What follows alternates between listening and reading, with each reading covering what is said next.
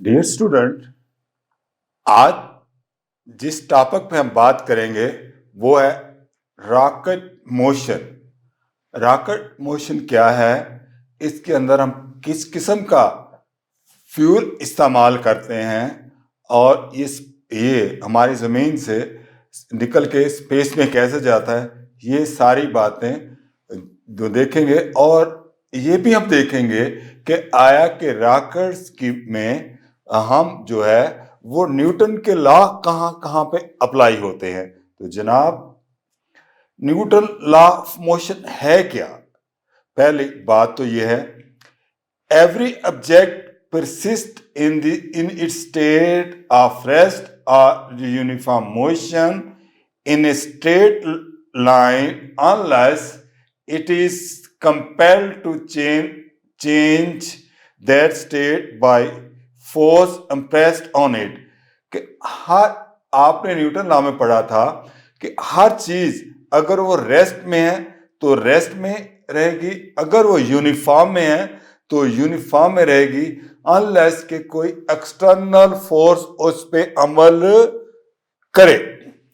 The force is equal to the change in momentum per change in time for a constant mass, force equal to mass time acceleration.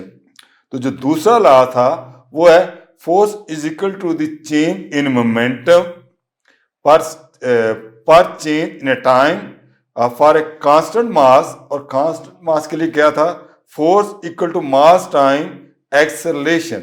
और इसमें हमने law बनाया था F is equal to mm for. और third law क्या है, for every action there is equal and opposite reaction. तो अजीज तलबा, try to get the conceptual understanding of Newton law first. तो फर्स्ट लॉ क्या कहता है, वो है कि जनाब the object persist in state of rest, कि कोई चीज जो है वो रेस्ट में ही रहेगी, आर यूनिफॉर्म मोशन, या तो वो यूनिफॉर्म मोशन में रहेगी straight line, unless compelled by force, कि कोई एक्सटर्नल फोर्स इस पे अमल ना करे। तो ये तो पहला लॉ कि चीज रुकी हुई है तो रुकी हुई रहेगी, अगर हरकत में कर रही है तो हरकत करती रहेगी। दूसरा लॉ है कि force is equal to the change in momentum, कि फोर्स जो है वो किस में है, कि अब देखेंगे कि फोर्स जो यहां पे है कि चेंज इन मोमेंटम, कि वो मोमेंटम में तब्दीली लाएगी, पर चेंज इन टाइम, और फिर change in time for a constant मास जब मास जो है वो कांस्टेंट होगी, मास नहीं तब्दील, ये पॉइंट। तो जब हम इस थॉट को, इस स्टेटमेंट को अगर मैथमेटिकल फॉर्म में बदलते हैं तो वो हमारे पास आ जाता था कि F इज इक्वल टू है ma। क्या बन जाता है, F is equal to ma। F is equal to ma, ये मैथमेटिकली फॉर्म है किसकी, न्यूटन सेकंड लॉ की। और अब जाते हैं हम थर्ड लॉ पे। जब हम थर्ड लॉ की बात करते हैं तो आप देखेंगे फॉर एवरी एक्शन, हर एक्शन के लिए there is equal and opposite reaction. तो यहां पे इक्वल एंड ऑपोजिट रिएक्शन जो है वो होगा। तो अब हमने देखा कि फर्स्ट लॉ जो है, अगर कुछ चीज रेस्ट में है तो रेस्ट में रहेगी, अगर हरकत में है तो जब तक अनबैलेंस फोर्स अमल ना करे। और सेकंड है कि फोर्स बराबर है मास इनटू एक्सेलरेशन। और थर्ड लॉ क्या है कि एक्शन रिएक्शन बराबर होते हैं, अपोजिट जो है वो इन डायरेक्शन होते हैं। अब हम इन लॉज को रॉकेट मोशन में अप्लाई करते हैं और हम देखते हैं कि वहां इनकी क्या सूरत हाल है। तो जनाब देखिए, Newton first law applied to a rocket motion. तो यहां हम कर रहे हैं फर्स्ट लॉ को अप्लाई करें किसमें, रॉकेट लेफ्ट में, लेफ्ट ऑफ में हम इसको अप्लाई करेंगे फर्स्ट लॉ को। तो यहां अगर आप गौर से इस फिगर को देख रहे हैं, ये जो हमारे पास फिगर है इसको आप देख रहे हैं, इस फिगर को देखें तो ये एक रॉकेट की एक हमारे साथ एक शक्ल दे दी गई है और यहाँ पे आपको पता है थ्रस्ट जो है इसके डाउनवर्ड्स हैं और नेट उसके बाद वेट जो है वेट थ्रस्ट जो है इसकी अपवर्ड है, वेट डाउनवर्ड है और ये इसकी नेट फोर्स जो है वो उसको शो कर रहा है।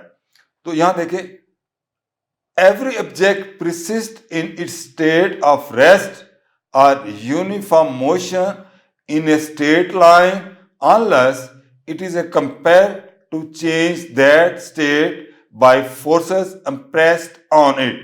तो ये है डेफिनेशन फर्स्ट लॉ की जिसको हम ऑलरेडी एक्सप्लेन कर चुके हैं। तो जनाब यहां पे आप देखिए बिफोर फायरिंग, अब फायरिंग से पहले क्या पोजीशन होगी, object in state of rest air speed 0। तो हमने ये रखेंगे कि बिफोर ऑब्जेक्ट इन स्टेट कि अब कोई ये जो रॉकेट है वो रेस्ट हालत में रहेगा और एयर स्पीड जो है वो हम मान लेते हैं कि वो 0 है। अब रेस्ट के बाद engine fire, thrust increase from 0। अब पहले रेस्ट में था, अब थ्रस्ट को हमने इस थ्रस्ट को हमने बढ़ाया, अच्छा ये 0 से हमने बढ़ाया, thrust increase from 0, weight decrease slightly as a fuel burn. तो आप देखते हैं कि जैसे ही फ्यूल जो है वो बर्न शुरू किया तो क्या हुआ कि एक्चुअली वेट कम होना शुरू हो गया। क्यों हुआ कि जब फ्यूल बर्न करेगा तो उसकी जो क्वांटिटी है डेफिनेटली वो जो है वो कम होनी होगी। Weight decrease slightly as the fuel burn when thrust is greater than weight. अब हम क्या करते हैं कि जो थ्रस्ट है उसको हम वेट से ज्यादा कर देते हैं कि जनाब इसको हम थ्रस्ट को बढ़ा देते हैं। Net force thrust weight is positive upward, ये पॉजिटिव अपवर्ड है, rocket accelerate upward, velocity increase. तो रॉकेट जो है वो अपवर्ड एक्सेलरेट करेगा और वेलोसिटी जो है इसकी बढ़ना शुरू हो जाएगी। तो आपने देखा कि रॉकेट के केस के अंदर जो न्यूटन लॉ है वो किस तरह अप्लाई होगा। बिफोर फायरिंग वो रेस्ट में था और हमने ये मान लिया था कि एयर स्पेस वहां 0 है। जब इंजन फायर किया गया तो थ्रस्ट बढ़ी और वेट डिक्रीज स्लाइटली, और क्योंकि उसका कुछ जैसे ही मादा जो उसके अंदर मटेरियल है वो जलने की वजह से उसका वेट कम हो गया। When thrust is greater than weight, और तीसरे मरले में हमने क्या किया कि थ्रस्ट जो है वो वेट से ज्यादा हो गई। Net force is positive upward, rocket accelerate upward and rocket ऊपर की तरफ उठा और वेलोसिटी बढ़ना शुरू हो गई। How does Newton first law apply to the rocket flight. अब उसी बात को यहां पे इन डिटेल जो है वो करते हैं। When a rocket is left off from the launch pad, जब लॉन्च पैड से उठेगा, it is because the thrust exceed the force, thrust क्या करेगी, इसको फोर्स को बढ़ाएगी, that is keeping the rocket in a place, जो रॉकेट उस place, weight of the rocket and payload caused by the earth gravity, और उसके बाद रॉकेट का वेट और पेलोड जो है उसके ऊपर caused by earth gravity की वजह से उसका The thrust of the rocket engine is greater than the weight of the rocket and the net force accelerates the rocket away from the pad. तो वो पैड से away हो जाएगा। This reflect Newton first law of motion, और ये किस चीज को रिफ्लेक्ट कर रहा है, Newton first law of which state that an object at rest will stay at the rest as long as no unbalanced force is applied।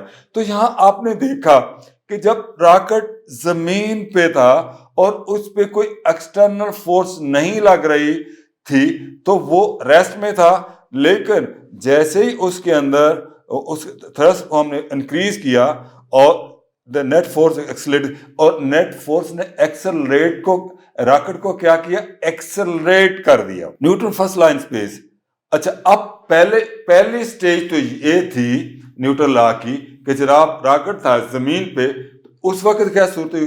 अब अगली स्टेज पे हम ये देखते हैं कि जब वो रॉकेट स्पेस के अंदर चला जाता है तो फिर क्या सूरत हाल बनती है। When a rocket reach space, atmosphere drag friction is greatly reduce और एलिमिनेट। तो स्पेस के अंदर जो फ्रिक्शन है, जो ड्रैग है, या तो वो बहुत कम हो जाती है या वो खत्म हो जाती है। Rocket travelling away from the earth will eventually escape from gravity. अब जनाब जैसे ही जमीन का से निकल गया, अब क्या करेगा, rocket travel away from the earth will eventually escape from gravity. अब उस पे ग्रेविटी का कोई असर नहीं होगा। Ultimately the rocket actually payload will travel to the star. अब ये कहां पे है, स्टार की तरफ मूव करना शुरू कर देगा। No additional rocket thrust will be needed. अब इसको कोई नेक्स्ट थ्रस्ट की जरूरत नहीं है। इस inertia will cause it continue to travel, क्योंकि इसका इनर्शिया कहेगा कि आप इनर्शिया क्या था कि अगर कोई चीज रेस्ट में है तो वो रेस्ट में रहेगी, और अगर कोई मोशन में है तो मोशन में रहेगी। तो जब ये रॉकेट जो है वो स्पेस में चला गया और उसने एकदम हरकत शुरू कर दी, अब ना तो उस पे कोई ग्रेविटी है, और वहां पे करेंगे कि इनर्शिया की वजह से वो ट्रेवल करता रहेगा जब तक कि किसी दूसरे स्टार के अंदर इंटर नहीं हो जाता। So rocket reach space, atmosphere drag is greater, reduced to eliminate. A rocket travel away from Earth will actually escape the gravity. तो वो इस ग्रेविटी से जो है वो क्या करेगा कि यहाँ पे ये जो ग्रेविटी है, ग्रेविटी से एस्केप हो जाएगा। Ultimately rocket will travel to the star. अब ये स्टार की तरफ ट्रेवल करेगा। No additional rocket thrust will be need. अब कोई एडिशनल नहीं जरूरत होगी। It's inertia will cause it to continue travel outward. और ये इसका इनर्शिया इस चीज पे इसको मजबूर करेगा, इसकी वजह बनेगा कि वो कंटिन्यूड ट्रेवल करे आउटवर्ड पे। अब ये तो थी बात न्यूटन फर्स्ट लॉ की। अब हम जाते हैं न्यूटन सेकंड लॉ में। तो न्यूटन सेकंड लॉ में अब देखें, पहले तो देखिए न्यूटन सेकंड लॉ की सिंपल सी जो डेफिनेशन है हमने देखा था कि वो है हमारे पास सिंपल सा, वो हमने देखी F इज इक्वल टू है किसके, एम ए के। F is equal to M A के बराबर है। यहां हम इसका लगा देते हैं क्योंकि ये वेक्टर क्वांटिटी है, ये भी वेक्टर क्वांटिटी है। तो डिफरेंशियल फॉर्म आप जब अब force equal to change of momentum with change in time. तो क्या हो जाएगा, फोर्स जो है change of momentum with change of time. Force जो है change of momentum with change of time होगा। तो एफ जो फोर्स है वो क्या होगी, D is equal to M V over T. तो आपको पता है V ओवर टी जो है, यहां पे आपने देखा कि हमारे पास जो ये आप देखिए V ओवर टी, ये जो है ये किसके बराबर होती है, A के बराबर। ये किसके बराबर है, A के बराबर। एक्सेलरेशन के बराबर। उसके बाद फोर्स इक्वल टू किसके बराबर है, change in mass multiply velocity with time. तो हम जो है A की जगह V और T चेंज लिख सकते हैं। अब जब इसकी जहां दूसरे लफ्जों में कह सकते हैं कि फोर्स बराबर है change in mass multiply velocity with time. तो F इज इक्वल टू, अब ये जो डेल्टा चेंज है, ये जो V वेलोसिटी है, इसको हम लिख सकते हैं V1 जो जिस वेलोसिटी से वो रॉकेट जो हरकत कर रहा है, और V जो जिस पे ये V1 हम लेते हैं इनिशियल वेलोसिटी, जब वो रेस्ट में था, वो जब रॉकेट ने चलना शुरू किया। और यहाँ पे T टाइम जब उसने कुछ और कर लिया, और T नॉट वो टाइम है जो जिस पे वो टाइम ऑफ लॉन्चिंग पे। अब आपने देखा कि मास विद मास कांस्टेंट, अगर मास को हम कांस्टेंट रखें तो फोर्स जो है मास इंटू एक्सेलरेशन, ये न्यूटन का लॉ है, F is equal to ma। अगर मास कांस्टेंट रहती है तो यहाँ पे क्या सूरत हाल हो जाएगी कि हम जो है F is equal to, actually ये m है, अगर मास इनिशियल और फाइनल नहीं होती तो हम इसको m से ही डिनोट कर देते हैं, और उसके बाद जो हमारे पास ये बचेगा v1 minus v2 over t1, ये टाइम ओवर इनर्शिया, इसकी जगह हम a को लिख देंगे। जब a लिखें तो ये इक्वल टू हो जाएगा हमारा f ओवर ma। तो जब ये क्या बन गया, ये बन गया हमारे पास न्यूटन सेकंड लॉ की इक्वेशन। तो इस तरह आप देखें कि न्यूटन सेकंड लॉ को हम कैसे अप्लाई कर सकते हैं। तो इसमें क्या है, एक तो है फोर्स, ये उसके बाद एक्सेलरेशन, फिर मोमेंटम, और उसके बाद velocity, all are vector quantity. तो ये सारी की सारी जितनी भी है, सारी की सारी वेक्टर क्वांटिटी हैं। अब how does Newton second law apply to rocket flight, तो रॉकेट फ्लाइट पे ये कैसे जो इसका इफेक्ट होता है वो हम देखते हैं। तो यहां आप देखें, how does the Newton second law apply to the rocket flight, तो हमने इसको रॉकेट फ्लाइट पे अप्लाई करना है। When a rocket is being launch, जब रॉकेट को लॉन्च किया जा रहा है तो there are two forces acting on it, इसके ऊपर कितनी फोर्सेस अमल कर रही है, two forces, two for acting on it. One, कौन कौन सी दो फोर्सेस अमल कर रही हैं, one is the weight of the rocket, एक चीज की जो अमल कर रही है वो है रॉकेट का wait. The force generated by gravitational attraction of the earth on the rocket. One is the weight of the rocket. The force और weight क्या होता है, force generated by gravitational attraction of the earth on the rocket. तो आपको पता है कि ये जो weight होता है यहाँ पे, weight W is equal to, हम इसको लिख सकते हैं W is equal to mg, और यहां m जो है यहां पे वो है W वेट है, m मास है, और g acceleration due to gravity. तो ये gravitational attraction of earth on the rocket, ये चीज होगी। द सेकंड इज थ्रस्ट, और जो सेकंड चीज अमल कर रही है वो है thrust. The force that move the rocket in general, the heavier the rocket the more thrust needed to get it off from the ground. और जितना ज्यादा, क्योंकि अब जितना ज्यादा हैवी रॉकेट होगा, जितनी उसकी मास ज्यादा होगी उतनी ही ज्यादा हमें थ्रस्ट की जरूरत पड़ेगी। अब हम देखते हैं, more thrust need to get off the ground, कि ग्राउंड से निकलने के लिए।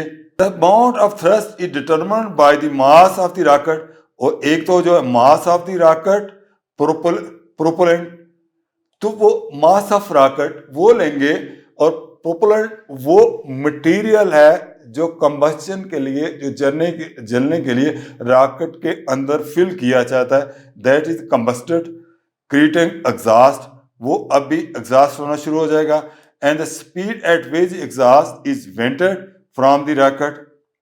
Newton second law motion come into play here a force, यहाँ न्यूटन लॉ जो है ना वो फोर्स का अमल करता है, और फोर्स किस लफ्ज में कॉन्टेक्स्ट में हम ले रहे हैं, थ्रस्ट की शक्ल में।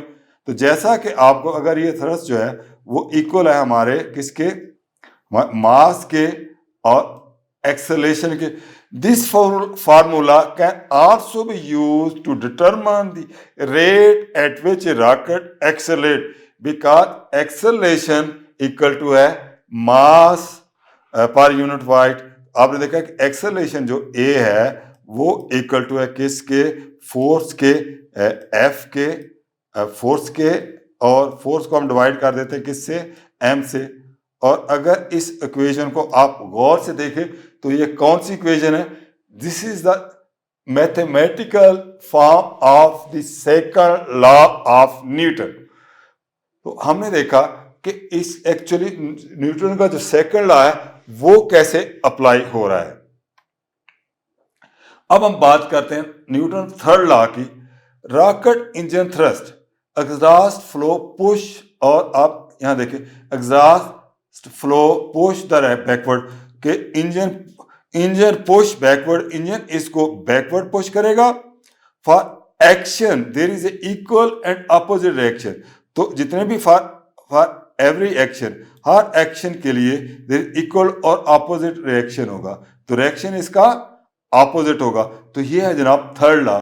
अब रॉकेट के केस में क्या होगा, एग्जॉस्ट फ्लो पुश बैकवर्ड, जो एग्जॉस्ट फ्लो होगा वो रॉकेट के बैकवर्ड इस तरफ जो है वो exhaust flow push backward, exhaust flow जो है वो इसके बैकवर्ड पे फ्लो करेगा, एंड इंजन पुश फॉरवर्ड, और इसका इंजन जो है वो उसको फॉरवर्ड की तरफ पुश करेगा। अब फॉरवर्ड और बैकवर्ड दोनों फोर्स लग रही है, तो इसका मतलब एक एक्शन है दूसरा रिएक्शन है। जब यहां एग्जॉस्ट फ्लो पुश इसको बैकवर्ड करेगा, ठीक है, इसी तरह आगे बढ़ेगा, तो आपने देखा कि यहां पे for every action there is equal and opposite reaction. अब हम देखते हैं कि न्यूटन का लॉ यहां पे अमल कैसे कर रहा है। तो जनाब हाउ डज, हम देखेंगे how does apply the rocket flight, how does Newton third law apply to rocket flight. Rocket flight के अंदर न्यूटन का थर्ड लॉ जो है कैसे अमल करता है। The moment of the high speed exhaust in the direction propel the rocket in the opposite direction, वो जितना उसका एग्जॉस्ट हाई स्पीड में होगा उतनी ऑपोजिट डायरेक्शन में वो प्रपोल करेगा। The Newton third law, action for every action there is equal and opposite direction. Thrust has to be carefully controlled. अब thrust को हमने carefully control करना है। When rocket or payload like satellite are launched into space orbit, जब इनको इसके अंदर space orbit पे करें, तो पहली बात तो हमने कहा the moment of the high speed exhaust in one direction propel the rocket in the opposite direction. Thus Newton third law of motion in action, for every action there is equal opposite Newton law apply हो गया। Thrust has to be carefully controlled, अब thrust को हमें बड़ी एहतियात से control करना है। When rocket or payload like a satellite are launched into the space orbit, अब जैसे स्पेस ऑर्बिट के अंदर हमने उसको रॉकेट को जो कि एक सैटेलाइट की शक्ल में उसको स्पेस ऑर्बिट के अंदर हमने लाना होगा, और इसके लिए हमने बहुत एहतियात करनी होगी, इतनी थ्रस्ट देनी होगी कि वो जमीन से निकल जाए लेकिन अर्थ के ऑर्बिट के अंदर मूवमेंट करना शुरू कर दे। Too much thrust at the wrong time can cause a satellite to be placed in the wrong orbit. अब जनाब ये हो सकता है कि हम अगर यहाँ पे टू मच बहुत ज़्यादा थ्रस्ट दे दें, यहाँ थ्रस्ट को हम रॉन्ग साइड पे देंगे, तो नतीजा क्या होगा हमारे पास, wrong time can cause a satellite to place in the wrong orbit, वो किसी और ऑर्बिट में गलत ऑर्बिट में चला जाएगा। टू लिटिल थ्रस्ट, अगर हम too little thrust can cause the satellite to be fell back, अगर हम उसको थ्रस्ट को जो है ना वो कम दें तो रॉकेट क्या आ जाएगा, वापस जमीन की तरफ आ जाएगा। रॉकेट क्या होगा, वो वापस जमीन की तरफ जो है वो वापस आ जाएगा। तो thrust is carefully control through out the launch and management, और थ्रस्ट को इसलिए उसकी हमें बहुत एहतियात से उसको कंट्रोल करना होगा जब हम रॉकेट को एज ए सेटल लॉन्च कर रहे होंगे या उसको मैन्यूवरिंग कर रहे होंगे उस ऑर्बिट के अंदर जो हरकत कर रहा है। तो इन चीजों को हमें ज़हन में रखना होगा। How do rocket engine work, अब हमने देखना है कि रॉकेट इंजन काम कैसे करता है। बहुत इंटरेस्टिंग चीज, पहले हम जिसको ले रहे हैं वो है लिक्विड प्रोपेलेंट इंजन, कि हम उसके अंदर कोई लिक्विड जो है उसको इस्तेमाल करते हैं। Propellant for liquid rocket is store in a large tank, तो हम क्या करते हैं कि प्रोपेलेंट वो लिक्विड जो इसको मोशन देने के लिए जो है उसको एक क्या करते रहते हैं, एक बड़े टैंक के अंदर क्या कर देते हैं, स्टोर कर देते हैं, लार्ज टैंक्स। लार्ज बड़े बड़े टैंकों के अंदर इसको क्या कर देते हैं, स्टोर कर देते।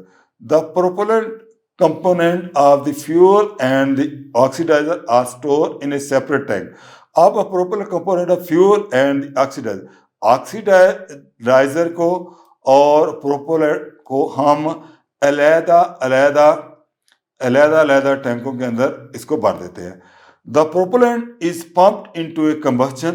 अब प्रोपेलेंट वो मटीरियल जिससे उसे जलना है, जिससे उसने गैसेस पैदा होनी, कंबस्शन चैम्बर इज पंप्ड। अब हम प्रोपेलेंट को क्या कर देते हैं, पंप कर देते हैं इसको कंबस्शन चैम्बर के अंदर, where it is mixed and ignite, जहां पे ये मिक्स होता है एंड इग्नेट, और फिर क्या करता है कि ये जलना शुरू कर देता है। क्या पहले होता है, मिक्स होता है और फिर जलना शुरू कर देता है। The propellant burn. अब प्रोपेलेंट क्या था, वो मटेरियल जो इसके अंदर टैंक के अंदर भरा हुआ था, अब वो जलना शुरू हो जाता है, और जब जलेगा तो क्या करेगा जनाब, ये करेगा creating gas under high temperature and pressure, और हाई टेम्परेचर एंड प्रेशर के अंडर ये जो है वो गैसेस पैदा करेगा। अब हम देखते हैं कि आया कि इसको दोबारा से कि लिक्विड प्रोपेल इंजन, लिक्विड जो इसके अंदर डाला जाता है, propellant for liquid rocket store in a large tank, एक लार्ज टैंकर के अंदर रखा जाता है। The propellant component of the fuel and the accident, उन प्रोपेलेंट जो कंपोनेंट है उनको और एक्सीडेंट को हम अलग जो है सेपरेट टैंक में हम उनको रखते हैं। द प्रोपेलेंट पंप, फिर प्रोपेलेंट को क्या जो पंप किया जाता है कंबस्शन चैम्बर के अंदर, where it is mixed and ignite, जहां पे वो मिक्स होता है और इग्नेट शुरू करता है। Propellant burn creating gas under high, तो प्रोपेलेंट बर्न जलता है वो मादा जो जलने के लिए हम यूज करते हैं वो जलता है, ये गैसेस पैदा करता है, और यहाँ पे क्रिएटिंग गैसेस, और गैसेस जिनका टेम्परेचर जो अंडर हाई बहुत ज्यादा टेम्परेचर और प्रेशर होता है। तो इसी तरह रॉकेट का इंजन जो है वो काम करता है। अब liquid propellant engine, the separate expanding gases escape through the nozzle. अब क्या होता है, the expanded gases escape through the nozzle at the lower rocket. अब एक नोजल की मदद से ये जो लोअर एंड की तरफ जो है वो escape होना शुरू कर जाती हैं gases. The nozzle has a narrow throat. अब नैरो इसका थ्रेड जो नाल है, through which the gas is through which the exhaust is squeeze. अब जो एग्जॉस्ट है वो स्क्यूज हो जाता है और उस नोजल से निकल जाता है, क्योंकि उसका जो थ्रोट है वो बहुत नैरो रखा जाता है। The throat limit the amount of gas that can be escape. ये एक मखसूस थोड़ी सी मकदार के अंदर गैस को बाहर निकलने देता है, causing the gas to accelerate it lead to the engine, और ये इंजन को एक्सेलरेट, ताकि इंजन एक्सेलरेट हो जाए और वो इंजन जो है वो एक्सेलरेट हो जाए और इतना हो जाए कि उसकी जो up to speed of 5000 to 10,000 mile per hour, इनकी स्पीड 5000 से लेके 10,000 माइल पर आवर हो गए। तो जिस तलबा इमेजिन करें 5000 मील एक घंटे में, 5000 माइल पर आवर या 10,000 माइल पर आवर, इतनी ज्यादा स्पीड हो जाए। As the exhaust is force out of the nozzle, जैसे ही एग्जॉस्ट जो है वो उससे नोजल से निकलता है, it propel the rocket in the opposite direction. तो जैसे ये जो एग्जॉस्ट मटीरियल है, एग्जॉस्ट प्रोपेलर डाउनवर्ड की तरफ निकलता है नोजल से, तो उतनी तेजी से रॉकेट जो है वो अपोजिट डायरेक्शन में जाता है। और यहाँ पे अप्लाई क्या हो रहा है, न्यूटन का थर्ड लॉ उसी को फॉलो किया जा रहा है। अब सॉल्ट प्रोपेलर इंजन, आप पहले तो हमने कैसे salt propeller engine, the propeller is a dry mixture of fuel exceed. इसके अंदर क्या किया जाता है सॉलिड के अंदर के dry mixture of fuel and oxidizer, ये दो चीजें होती हैं। It store in isolated cases, दोनों को आइसोलेटेड केसेस में रखा जाता है। Under normal condition the propellant does not burn. आमतौर पे ये नहीं जलता। अपॉन लॉन्च, इसको लॉन्च करने में rocket the propeller is ignite, propeller जो है वो जलता है एंड कंबस्शन बिगिन, अब इसके अंदर कंबस्शन शुरू हो जाती है। Like the liquid propeller engine, ये बिल्कुल ऐसे ही काम करता है जैसे लिक्विड प्रोपेलर इंजन जो है वो काम करता है। Combustion of propeller create hot expanded gas, और ये क्या करता है, क्रिएट करता है hot expanded gas that through the nozzle at high pressure and generate thrust, और ये बहुत ज़्यादा प्रेशर पैदा कर देता है और ये थर्स्ट पैदा होती है। थर्स्ट की वजह से जो है मटेरियल नीचे आना शुरू हो जाता है और रॉकेट, थर्स्ट की वजह से रॉकेट ऊपर उठना शुरू हो जाता है और वो अपनी रिक्वायर्ड स्पीड अचीव कर लेता है। इन स्पेस अब नो ऑक्सीजन, तो space shuttle has to carry its on. अब आपको पता है कि स्पेस के अंदर कोई ऑक्सीजन है ही नहीं है, so the space shuttle has to carry, अब स्पेस शटल को भी हमने जारी रखना है, उसको कैरी रखना है। The shuttle use liquid hydrogen, अब शटल क्या करती है, लिक्विड हाइड्रोजन को एज ए फ्यूल इस्तेमाल करती है। It also carry liquid oxygen, क्योंकि ऑक्सीजन वहाँ मौजूद नहीं, इसलिए इसके अंदर हम क्या कर देते हैं कि लिक्विड गैस को भी इसके अंदर रखा जाता है। There are combined to produce water and heat, अब इन दोनों को मिलाया जाता है और क्या करते हैं, ये पानी और हीट प्रोड्यूस करते हैं। The steam release propel the rocket in opposite direction, अब स्टीम क्या करती है, ये जो steam release the propeller material को रॉकेट इन प्रोपेलेट करती है और रॉकेट ऑपोजिट डायरेक्शन में जाता है। What other factor come into the play, इसमें अपने हमने ये भी देख रहे हैं कि दूसरे कौन से फैक्टर रोल रहे। पहले ये drag is a rocket resistant to motion caused by the rocket movement through the air, drag जो है वो रेजिस्ट करता है। It depend on several factor including the density of the air, ये डिपेंड करता है कि एयर की डेंसिटी कितनी है। The shape of the rocket, rocket की शेप क्या है, roughness of the rocket surface, और रॉकेट की सरफेस कितनी रफ है। The more resistant to motion rocket is the more thrust needed, तो जितनी भी ज्यादा रेजिस्टेंट होगी उतनी ही ज्यादा हमें थ्रस्ट की जरूरत होगी। The nose cones of rocket are streamline to help the reduce, क्या बाद जो इसकी नोज की कोन्स हैं वो मदद देती हैं are streamline to help the reduce, के जिससे ड्रैग जो है वो कम हो सके। Model rocket experience drag along their entire flight, और मॉडल रॉकेट जो है वो drag entire flight path because they are moving through the earth atmosphere, क्योंकि वो अर्थ एटमॉस्फेयर से हरकत कर रहे हैं। Rocket that move through space do not experience drag because there is no atmosphere, और जैसा कि अजीज तलबा आप जानते हैं कि एयर के अंदर तो कोई एटमॉस्फेयर मौजूद है ही नहीं है, जब मौजूद नहीं है तो वहां किसी किस्म का ड्रैग भी नहीं है। How does the rocket continue extend, the thrust must be greater than the weight, तो जनाब एक चीज को हमने रखा है, चूंकि ये जो थ्रस्ट है वो हमेशा ग्रेटर देन होगी किससे, वेट से, weight of the rocket and any drag force including drag forces, तो उसकी थ्रस्ट इतनी ज्यादा होगी और वेट और ड्रैग फोर्स दोनों को मिलाएं उससे ज्यादा होनी चाहिए। Once the model rocket has used all of its fuel, it no longer accelerate, जब तमाम का फ्यूल है फिर उसके बाद ये एक्सेलरेट नहीं हो रहा, और earth gravity continue to act on the rocket to slow down, लेकिन अर्थ की जो ग्रेविटी है वो तो अमल करती रहती है इस पे। If the rocket speed is slow, earth gravity eventually will pull it back, तो क्या होगा, अब मटीरियल उसके अंदर, फ्यूल उसके अंदर है नहीं, अर्थ ग्रेविटी की वजह से वो रॉकेट जमीन की तरफ वापस आ जाएगा। If the rocket speed exceed, अगर 17,500 mile per hour, it is going fast and to go into orbit round, तो जनाब अगर 17,500 माइल पर आवर इसकी स्पीड होगी रॉकेट की, तो फिर वो अर्थ की ऑर्बिट के अंदर चला जाएगा। The space shuttle orbit earth, satellite also orbit, satellite orbit करते हैं। If the rocket speed exceed 2500 mile per hour, the rocket is able to escape earth completely and go into independent go into independent orbit around the sun.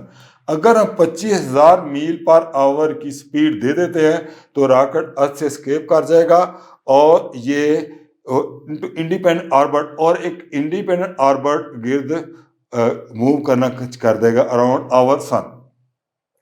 Spacecraft that have escaped Earth are exploring other planets and regions of our solar system.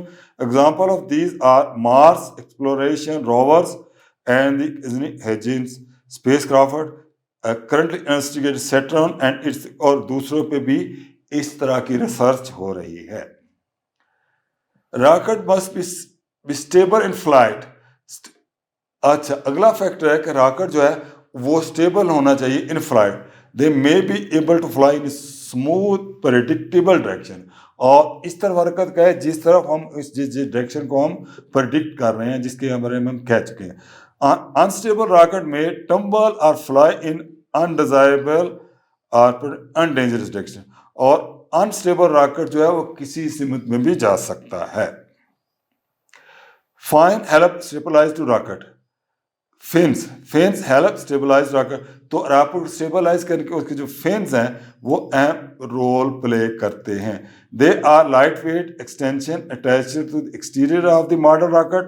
They streamline the flow of air and provide a large surface area and help to keep the centre of pressure behind the centre of the mass of the rocket. तो इसको maintain के लिए use किए जाते हैं. As a rocket have become more advance, scientist have experimented with fin. अब scientist इस fin के साथ एक्सपेरिमेंट कर रहे हैं that they can move during flight to alter the direction of the rocket.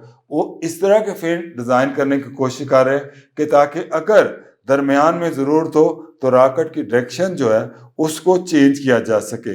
Fins only help stabilize rocket when there is air present. जब air present है तो सिर्फ ये स्टेबलाइज के लिए मदद करते हैं. In space angle at which exhaust is vented is change to alter the direction.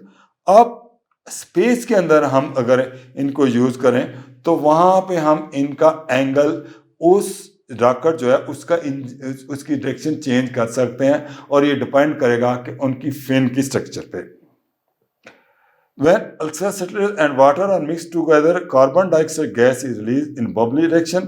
The release of carbon dioxide provides thrust of the model of rocket. The pressure of gas eventually built up until the container cannot hold the gas and the pressure is released, forcing the lid of the gun. This explosion of exhaust creates thrust to send the model rocket. तो इस तरह का जो model है तो वो चला जाता है ग्राउंड से आउट. अजीज तलबा, उम्मीद है कि आप इस लेक्चर को गौर से सुनेंगे और आप इसको समझने करेंगे और मैं उम्मीद करता हूं कि आप एक अजीम पाकिस्तान के फ्यूचर साइंटिस्ट बनेंगे जो रॉकेट के हमारी स्पेस साइंस एक्सप्लोरेशन में. Thank you very much.